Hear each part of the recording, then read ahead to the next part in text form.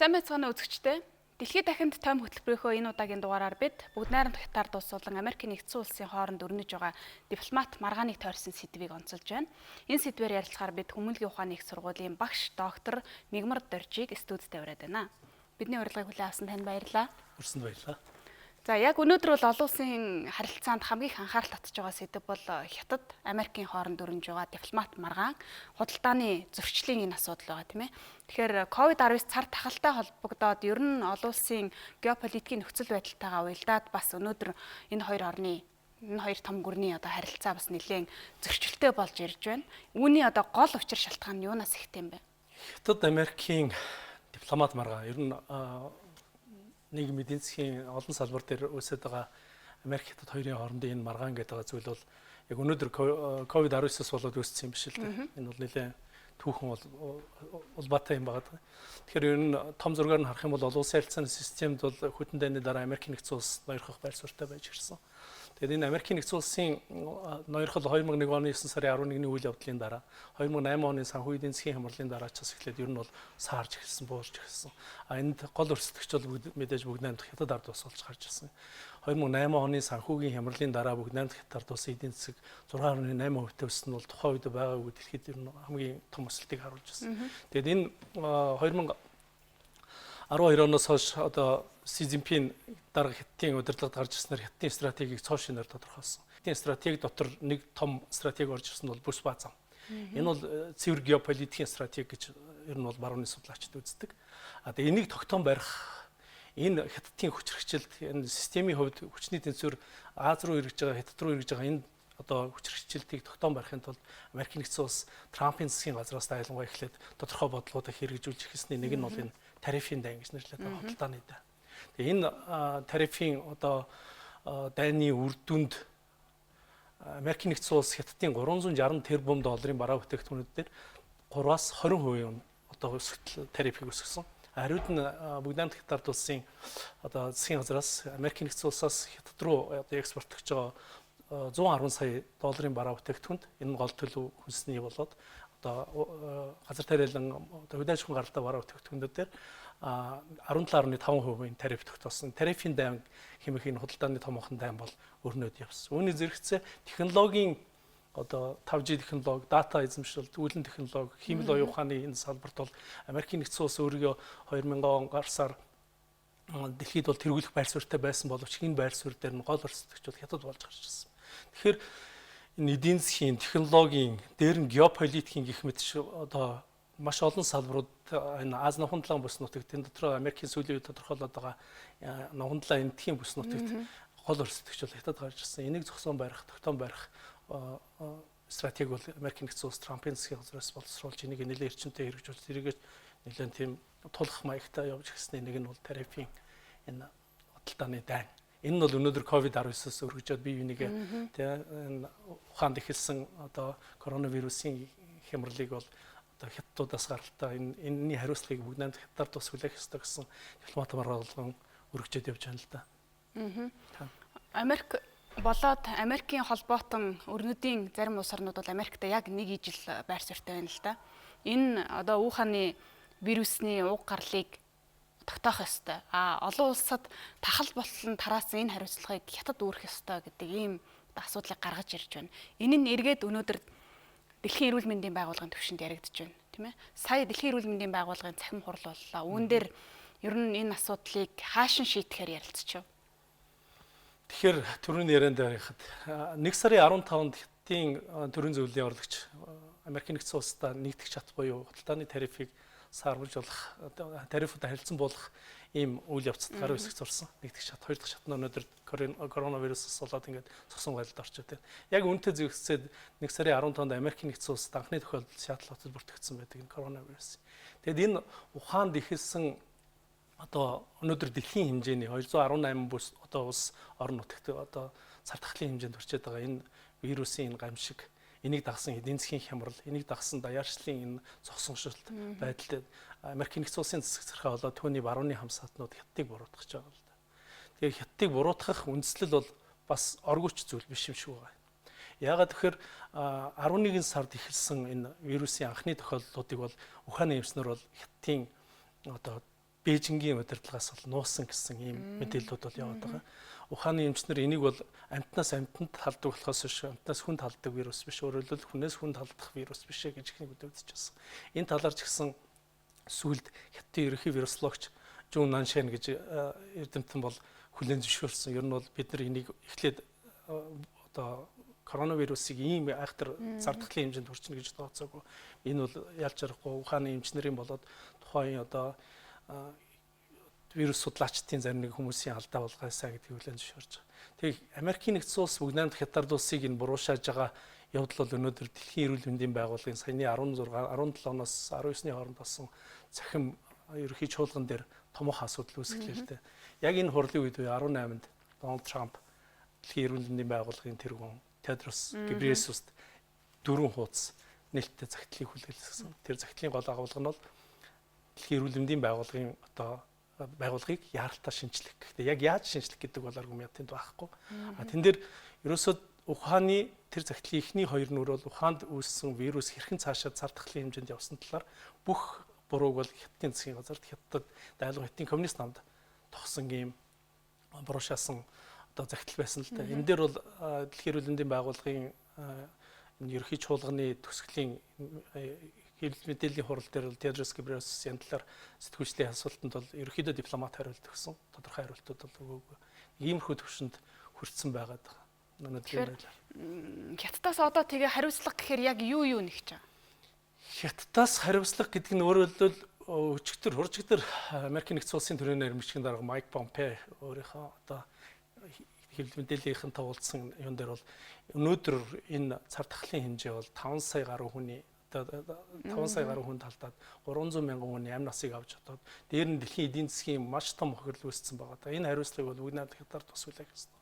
Бүгд найрамдах хятад ард улс энэ хариуцлагыг одоо санхүү болоод эдийн засгийн талаар бүх талаар ер нь бол хариуцлагыг бурууга хүлээн зөвшөөрөл гэсэн дипломат байр суурийг тулгаад байгаа. Тэгэхээр бүгд найрамдах хятад ард улсын хувьд өнөөдөр өчигдрөөс бүгд бүхтийн ардын төлөөлөгчдийн хурал эхэлж байна. Тэгээ энэ дэр мэдээж хурлын төлөвлөгөөнд нэлээд олон асуудлууд багч байгааг нэг нь бол энэ коронавирусын үр дагаврыг яалтаа бууруулах. Энэ дээр бол хятад бол хятадын засгийн газар албаны хүмүүс бол мэдээж яаран одоо буруутай байдлыг бол хүлээн зөвшөөрөхгүй. Бурууг бол бүх талуудад л тогтож байна. Бүр 2 сарын үед Америкийн нэгдсэн улсын тэнгисийн цэргийн одоо онгоцноос хүртэл энэ вирус халдсан гэсэн хүртэл байр суурийг илэрхийлж ирсэн шүү дээ. Энэ дипломат маргаан дээр дахиад бас хятадыг оруулж ирж байна л да. Энэ нь юу гэхээр Дэлхийн эрүүл мэндийн байгууллага хятад төвтэй ажиллаад байна гэж. Америк болоод бас өрөндийн орнууд ингэж буруутгаж байгаа. Тэгэхээр энд яг ямар үйл явц өрнөд байна? Үнэхээр хятад төвтэй гэдэг нь ямар утгатай юм? Нэг талаас Америкийн нэгдсэн улс тэргүүтээ барууны улсуудын Дэлхийн эрүүл мэндийн байгууллагыг хятад төвтэй, хятадын хүүхэлтэй энэ гэж нэрлэдэг байгаа нь бас оргүй зүйлч биш юм шүү. Яагаад тэгэхээр 2017 оны Дэлхийн эрүүл мэндийн байгууллагын ерөнхий захирлын сонгуульд Этиопийн одоо гадаад хэргийн сайд тухайд хуучнаар эрүүл мэндийн сайдаар ажиллаж байсан Тедрос Гебрейесус сонгогдсон байдаг. Энэ сонгогдсны дараахан 17-18 оны үед барууны хэвлэлүүд дээр бол Тедрос Гебрейесус бол хятадын дипломатуудын лоббигоор гарч ирсэн. Хятадыг баримтлагч ийм одоо ерөнхий захирлаа гэдэг мэдээллүүдийг хийжсэн байт.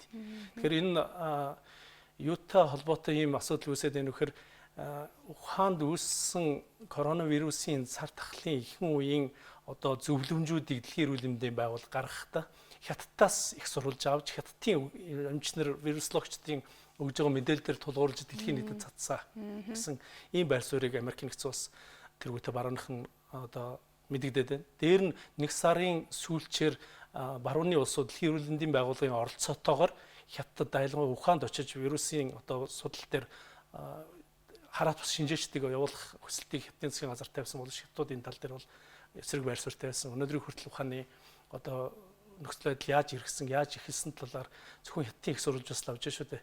Хятадын их сурвалжаас Дэлхийн эрүүл мэндийн байгууллага аваад байна. Энэ нь ерөөсөө хятад бол Дэлхийн эрүүл мэндийн байгууллагыг удирдах байгаа.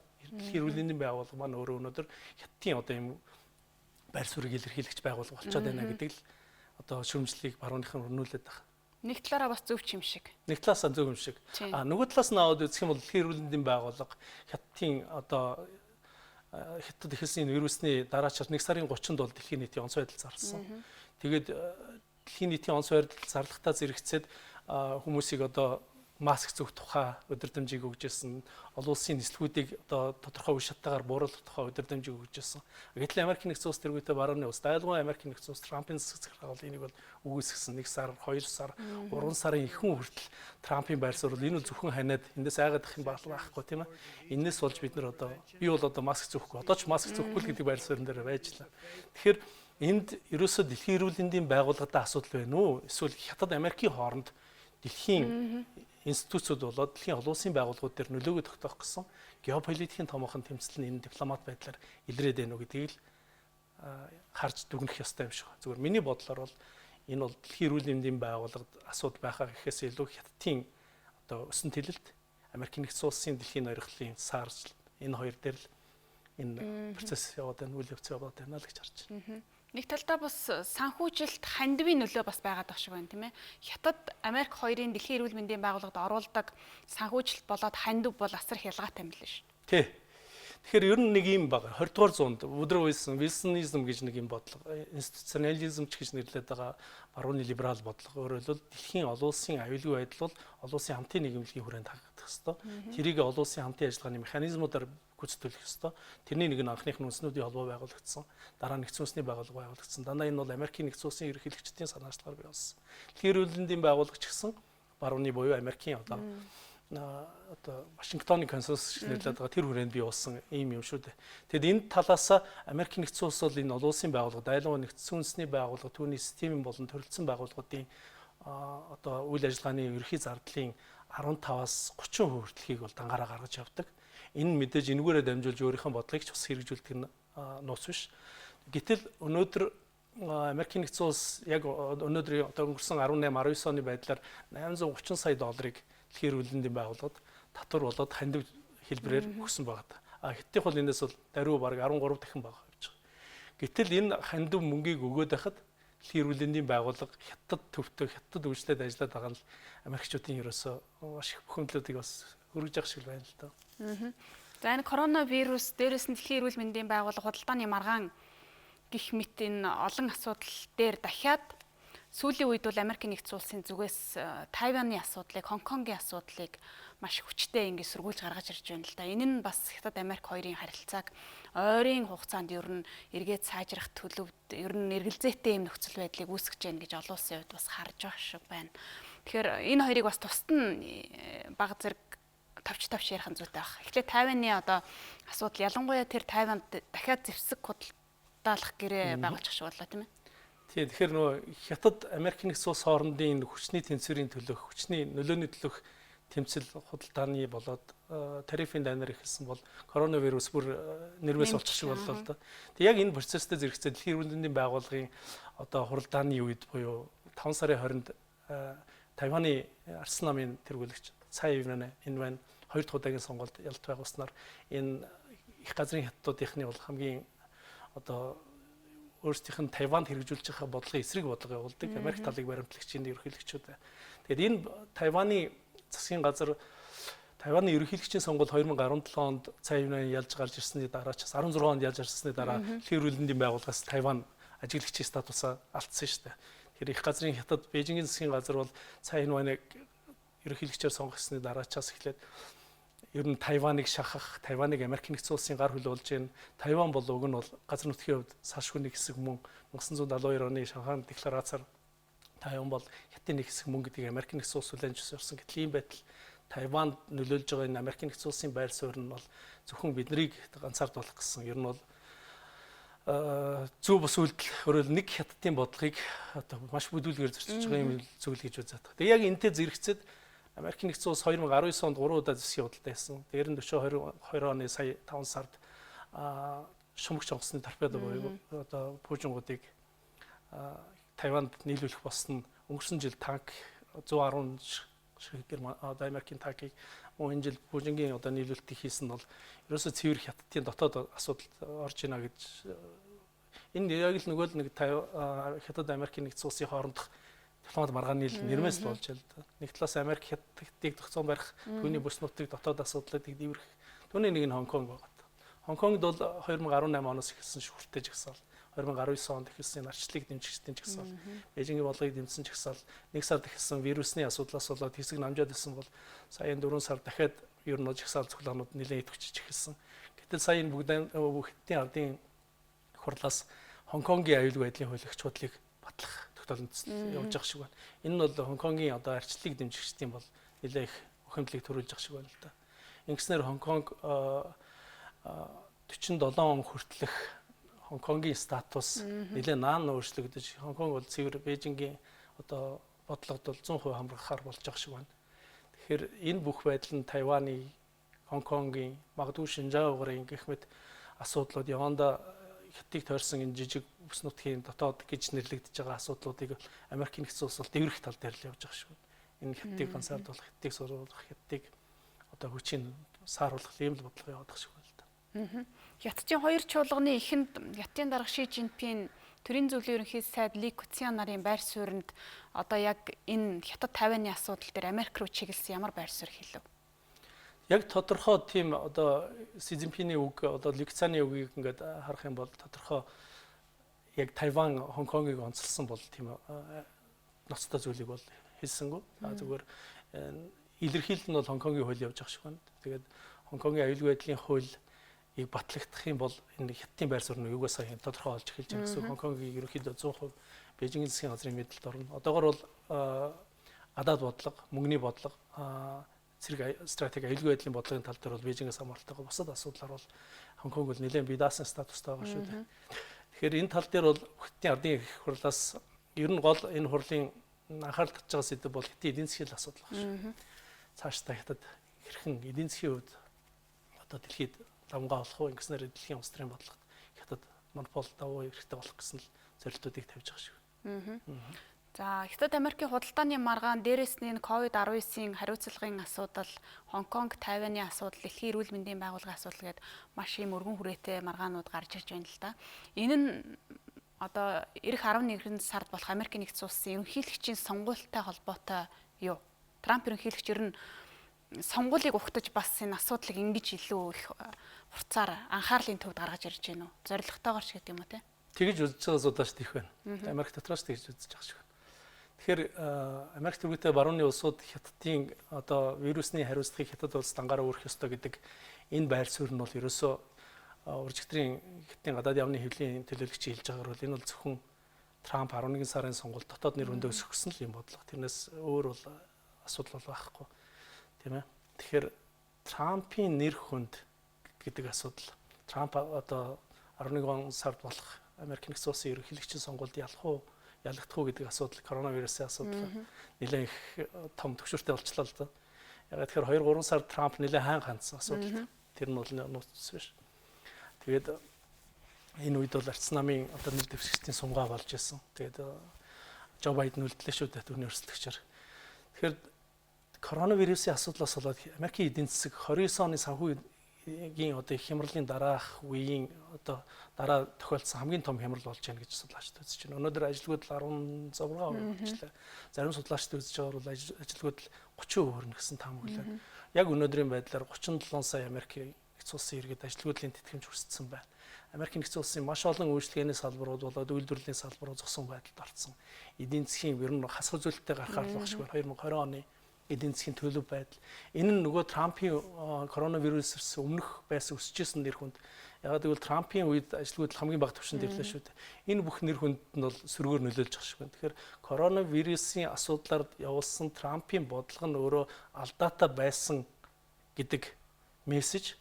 Энэ нь Трампыг 11 сард сонгуул ялагдах хүртэл магадгүй нөлөөлж болох тохиолдолд Америкийн нэгдсэн улсын ерөнхийлөгч Трампын хувьд энийг хятадд тохох гэсэн гол асуудал бидэнд биш. Трампын засгийн газрын одоо байрсаар дэш ухааны хятадын одоо эрх баригчдын асуудлыг нуусан. Тийм ээ. Дээр нь Дэлхий эрүүл мэндийн байгууллагын энэ асуудлыг хятадын энэ байр суурийг дэмжсэн.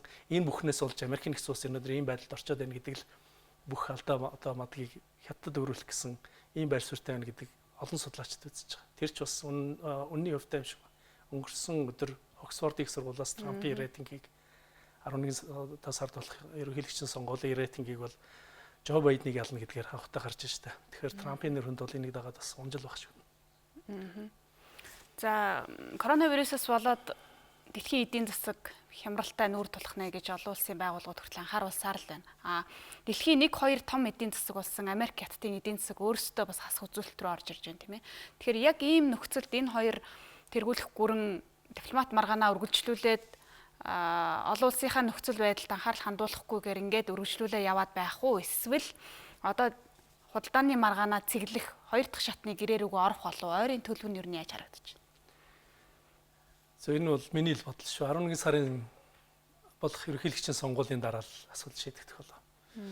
Хэрвээ мэдгүй одоо Трамп ялчвал энэ хятадын эсрэг явуулж байгаа бодлого бас үргэлжлээд явах магадaltaй.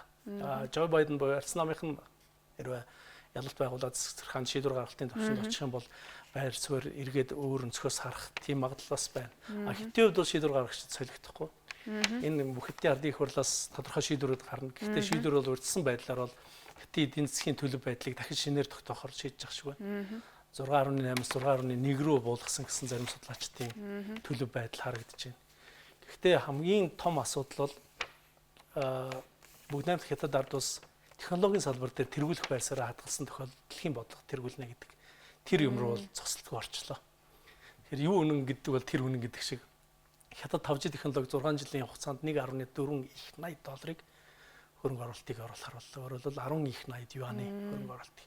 Гол хөрөнгө оруулалтанд ямар компаниуд руу чиглэж байгаа нөхөр Tencent, ХУИ, Alibaba гэсэн үндэсний компаниуд руу чиглэж байна. Дээр нь хятадын зах зээл дээрх технологийн салбарт төрсөлж байгаа Ericsson, тийм ээ, Cisco гэх мэт барууны компаниудыг шахаж эхэлж байна. Тэгэхээр энэ байдлаас ингээ харах юм бол NASA-гийн X одоо хуучин тэргүүр дараагаар ажиллаж байсан хүний хэлж байгаагаар бол ирээдүйд 5G технологийн хан тэр дэлхийг хянаа гэдэг юм осол түүнэл юм шиг байна. Тэгэхээр энэ байдал цаашдаа хятад технологийн салбарт хөрөнгө оруулалтаа нэмээд ингээд хүчээ нэмэгдүүлэх байр суурь бодлого явуулаад ирэхээр Америкийн нэгдсэн улс тэрийг тогтоон барихын эсрэг бодлого өргөжлүүлэх нь бол дамжихгүй болох. Тэр нь бол Тайван, Хонконг вирусын асуудлаараа буруутгах байгаа байдал, тарифын хямрал. Тэгэхээр хоёр дахь шат тарифын одоо дипломат тохиролцооны хоёр дахь шат ойрын ирээдүйд ер нь бол энэ жилдээ бол харагдахгүй гэж бодож байна да. За одоо бол олон улсын гол шинжээчдийн дунд нэг маргаан өрнжин л да. COVID-19 цар тахлын дараах дэлхийн ертөнц ямар байх вэ гэдэг дээр. Энэ дээр таны бодлоор ямар байх вэ? Америк давмгаалсан хэвээрээ байх уу? Эсвэл хятад төвтэй дэлхийн ертөнц болж хувирах уу? Зүгээр ерөнхий том системийн хувьд бол системийн хүчний төв, хүчний тэнцвэр Аз дорн дахинлуу дээр тундаа хятад руу ирэх процесс бол явагдаад бол удаж шүү дээ. Зүгээр COVID-19 энэ процессыг жоохон хурдлуулчул гэж харагдаж байна. Өөрөөр хэлбэл баруунаас Европ, Америк төвтэй дэлхийн улс төрийн бодлого нь хятад төвтэй дорны бодлого болж хувирах энэ үйл явц бол коронавирусын одоо юунаас л шалтгаалж нэлээд хурдсаж байгаа шиг байна. Яг тэгэхээр өнөөдөр Европын эдийн засаг маш хүнд байдалд орчлоо коронавирусаас. Америкийн эдийн засаг өөр зогсон гуйтгай байдал руу орж ийн. Өнөөдөр таамаглахын аргагүй байна. Тэгэхээр энэ амралтын өдрүүд дээр Трампын хүсэж байгаа юм бол одоо Америкийн 50 мужи улсуудын одоо засагсархаанд хандаж хөл хоройг сааруулах, дахиж одоо үйлчлэгээ эдийн засаг сэргээх талаар явж байгаа шиг байна. Гэхдээ энэ 7 хоногуд 2-7 хоногийн байдлаар бол эргэж сэргээсэн газруудад вирусын халдвар дахиж их хүчтэй тархаж байгаа байдал бол эргээд энэ эдийн засгт нь асар хүнд дарамт цаашдаас л үргэлжлэх юм шиг байна. Тэгэхээр энэ үйл явц хятад руу эргэж байгаа энэ үйл явц бол зогсолтгүй гэдэг нь бараг тодорхой болж байна. А зүгээр хуулбар бол янз бүр байх шүү. Миний харж байгаа нэг 3 хуулбар байх шүү. Нэг нь бол баруун Америкийн нэгдсэн улс болоод хятад гэсэн юм хүчний хоёр том туйл үүсэж асуудлыг явандаа хүчний тэнцвэрийг хадгалах замаар одоо хоёр төв систем маягийн зүйл бий болж гарч ирэх бол улсын ялцаанд. Гэхдээ нэг энэ дээр нэг асуудал байгаа нь гэхээр Европ өөрөө маш хүнд байдалтай байгаа. Европ дотроо өмнөд Европ болоод зүүн Европын улсууд бол хятадаас нэлээд хамааралтай болж эхэлж байна. Хятадын эдийн засгийн тусламжинд найдаж эхэлж байна. Тэгэхээр Европын холбоо маань өөрөө том асуудалтай болоод эхэлж байна. НАТОгийн механизм ч нэлээд хүндрэлтэй болж эхэлж байна. Энэ нөхцөлд Европгүй Америк бол нэлээд хүнд байх бол. Хоёр дахь хуулбар бол хятад давмгаас хуулбар. Өөрөөр олон улсын харилцаа дэлхийн дэг журам ерөөсөө нөгөө Бреттон Вудсын систем тогтсон энэ 2 дугаар дайны дараах систем дээр нь Вашингтоны тохиролцоо гэж нэрлэдэг байгаа энэ бүх үйл явц бол хятад руу шилжих, Бээжин рүү шилжих энэ процесс одоо үргэлжлсээр хятад дэлхий дээр улс төрийн хувьд хамгаалах. Гурав дахь хувилбар нь бол одоо шинэ олон улсын харилцааны дэг журам тогтох. Энэ бол илүүтэй либерал сонсогдож магадгүй л дээ. Юу гэхээр олон улсын харилцааны системд байгаа энэ институцууд буюу нэгдсэн үндэсний байгууллагын олон талт механизмууд цоо шинээр тавигдах. Энэ бүх системүүд шинжлэгдэх. Өөх яриа хэлцээрүүд одоо 2021 оноос гэдэг юм уу тийм ээ. Одоо Америк нэгдсэн улсын ерөнхийлөгчийн сонгуулийн дараач хэсгэлээд шин механизмууд бий болж гарч ирэх. Шин одоо дэлхийн одоо дид системүүд бий болох. Ингэснээр дэлхийн цоо шин дэг журам тогтох гэсэн ийм гурван магадлал. Зүгээр би яг судлаач гэж ярих юм бол тэр үнцгээс харах юм бол яг улс төрийн реалист онлын үднээс үзэх юм бол үнцэрхэг үзэл одоо өөртөө үндэсний ашиг сонирхлоо дийдэлсэн олон улсын механизм байр суурь алдсан өөрөөр хүчтэй төр тусуудын одоо хүчний төлөөх тэмцэл энэ ойрын ирээдүйд үргэлжлэх болов гэж таамаглаж байна. Гэхдээ хятад нэлээд давмгай байдалтайгаар үргэлжлэх болов. Тэгэхээр өнөөдрийн коронавирусаас гарч байгаа үр дагавар хямралыг бол хятад ер нь бараг даваад гарчлаа. Тэгээ дараагийн шат руу орж байна. Эдийн засгаас сэргэн босгох. Тийм ээ. Технологийн салбарт тэргүүлэх. Технологийн салбарт тэргүүлээд эхэлнэ гэдэг бол дэлхийн эдийн засгийн улс төрийн бодлогот ер нь дамаа тэргүүлнэ л гэсэн ийм байр суурь харагдаж байна. Өмнөх зууны онлоор бол их газрыг эзэнсэн дэлхийн бараг захирна гэдэг ийм онол үйлчилж байсан бол орчин үеийн энэ нийгэмд технологиг хэн хөгжүүлж атгах чадчихээн тэр бол дэлхийг захирна гэсэн ийм одоо бас шинэ зүйл гарч ирж байна шүү дээ тийм ээ. Тэгэхээр ийм үед нөгөө Америкийн нэгдсэн улсын холбоотон түнш улс орнууд хаана байх вэ? Хятадын талд хинхэн зогсох болоо гэдэг дээр бас судлаачид байр сууриа яаж илэрхийлж байна? Оросын холбооны ус жишээ нь аль чиглэлд нь байх вэ? Өнөөдрийн олон улсын харилцааны нэг онцлог маргаашийг таамаглахын аргагүй. Ерөөсөн маргааш өглөө юу болоод усаад ирэхийг одоо таамаглахын аргагүй. Судлаачид маш олон янзын хувилбарууд одоо дэвшүүлж байна л да. Хятад давмгаалсан дэлхийн одоо улс төр эдийн засгийн дэг журам тогтхоос энийг хэрэгжүүлэхийн тулд энийг бодит байдал болгохын тулд технологийн салбартаа давмгаалах хэрэгтэй нэгт. Хоёрт нь бүс ба замыг бодит ажил болгох хэрэгтэй. Гуравт нь энэ дэлхийн эдийн засгийн одоо энэ институцууд буюу механизмуудыг улс төр эдийн засгийн механизмуудыг цоошин ярьдаг. Тэрийг бол ажиллаж эхэлсэн шүү дээ. Азийн дэд үтсийн хөгжлийн банк энтергээд одоо дэлхийн банкны эсрэг хөлбөрийг гаргаад ирсэн байж байгаа. Эндээ мэдээж хятад өөрийнхөө стратегийн одоо энэ бодлогоо хэрэгжүүлэхэд татж байгаа түншүүдийн дотор бол Оросын холбооны улс хамгийн том байр суурь эзэлж байгаа. Гэхдээ Оросын хувьд өнөөдөр бас нөхцөл нэлээд хүнд байна. Путиний рейтинг урд хожид байгаагүй унтсан 51% гэж ах шиг байна. Гэхдээ энэ бол Путиний талыг баримтлагч одоо хэвлэл мэдээллүүдийн хэрэгжилж байгаа прогноз шүү дээ. Тэгэхээр Оросын холбооны улсын хувьд бол энэ коронавирусын халдвараас үүдэлтэй эдийн засгийн хямрал дээр нь Сауди Арабтай хийсэн нефтийн хямралаас үүдэлтэй дэлхийн зах зээл дээрх нефтийн үнийн уналтаас үүдэлтэй эдийн засгийн хямрал гэх мэт чинь олон зүйлүүд Оросын өмнө томоохон сорилт болж байна. Дайлгын Путиний засгийн газрын өмнө. Тэгэхээр Орос өөрөө яг энэ байдал дээр хятадтай түншлийн стратегийн түншлийн байдлаа хадгалаад хятадын эдийн засгт төлөвлөдөд явах уу эсвэл баруунтай одоо цаашаа хамтын ажиллагаа өргөжлүүлээд прагматик гадаад бодлого явуулаад Оросын цэвэр одоо гадаад бодлого нэг Евразийн онол дээр суурлаад маш тийм төрөмгийн гадаад бодлого яваад шүү дээ. Гэтэл тэр барууны улсуудтай эдийн засгийн хоригоо сааруулах замаар тийм ээ дэлхийн зах зээл дээрх нефтийн үнийг одоо яриад хилцээрийн замаар өсгөх замаар гэх мэт объектыг хийж за тэгээд коронавирусын цар тахлаас хэрхэн гарах уу гэдэг том асуудал Оросуудын өмнө том сорилт болж байна. Тэгэхээр хятад дэлхийн улс төрийн бодлого тэргүүлэх байр суурьтай болох үед хятадыг дагах улсууд бол бас нэлээд бага шиг байна. Бүс ба замын хүрээнд авах юм бол 70-80 улсын проектын төсөлд багтаж орно. Дээр нь Оросын холбооны улсаас гадна энэ Зүүн Европын, Унгар, Тэмэр, Румын тэргүүтээ дээр нь өмнөд одоо Европын Итали, Испани, магадгүй Грек гэх мэтчлэн улсууд бол хятадын эдийн засаг ялч аргагүй хятадын эдийн засгаас хамааралтай болцсон энэ нөхцөлд хятад тэргүүлсэн энэ байр суурин дээр л явах. Америк нэгдсэн улсын хувьд бол нэлээд экзэгтэй байр суурин дээр Трамп энэ дээр тал дээр өөрийн одоо уламжлалт түнш гэж олсодтой яриа хэлцээр дипломат бас сайн яриа хэлцээрүүд хийх ёстой юм болов.